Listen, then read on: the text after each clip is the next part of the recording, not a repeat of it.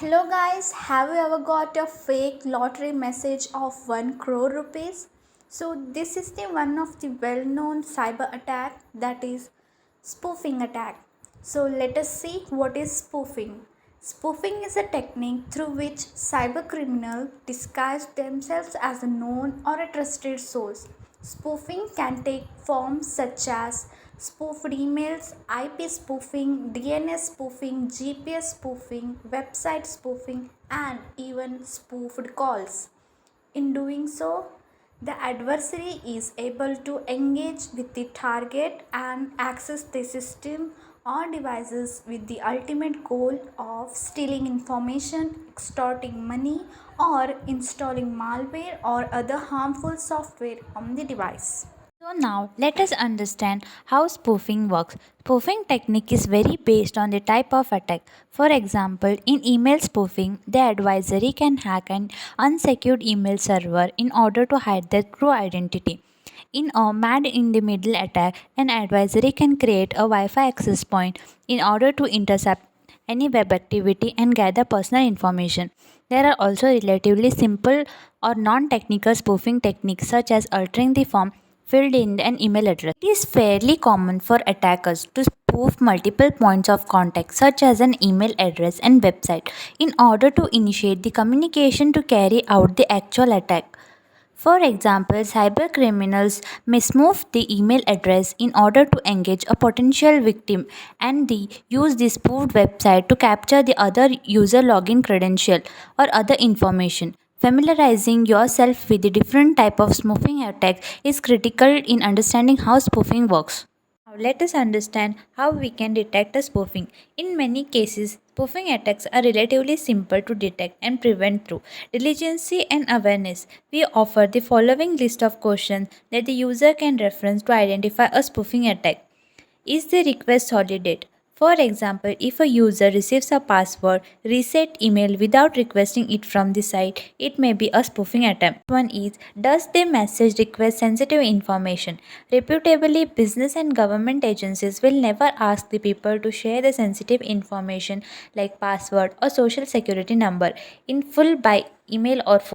Is the organization using different domain when receiving a message that contained link? However, the hyperlink text to preview where the link leads. Bank, doctors, schools, or other legitimate service provided will never attempt to route activity on communication through a URL that does not match the current domain. Does the website or link point to a HTTP address? Secure sites almost always use the HTTP, the encrypted version of HTTP when transferring data.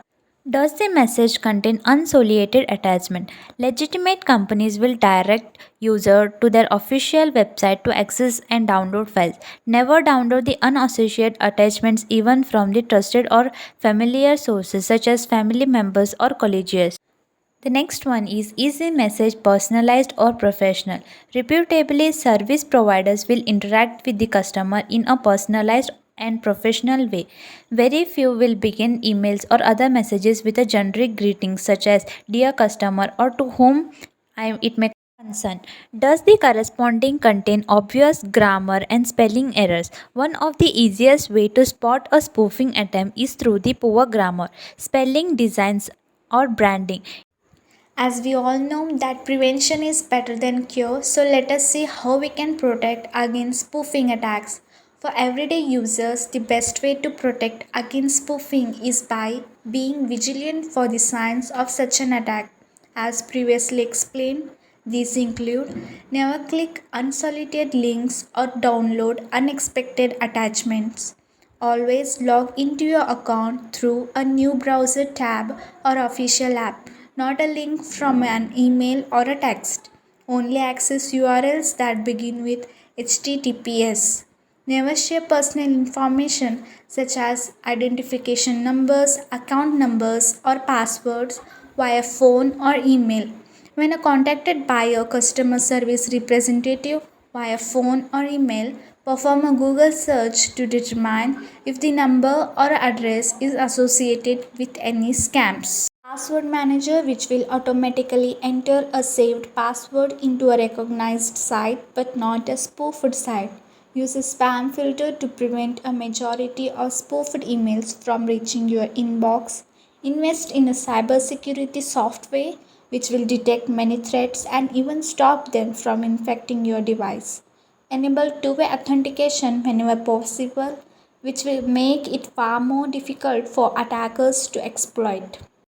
Due to the advanced nature of the threat landscape as well as the complexity of the global business operations, organizations must adopt the latest digital technologies to stay a step ahead of online advisories.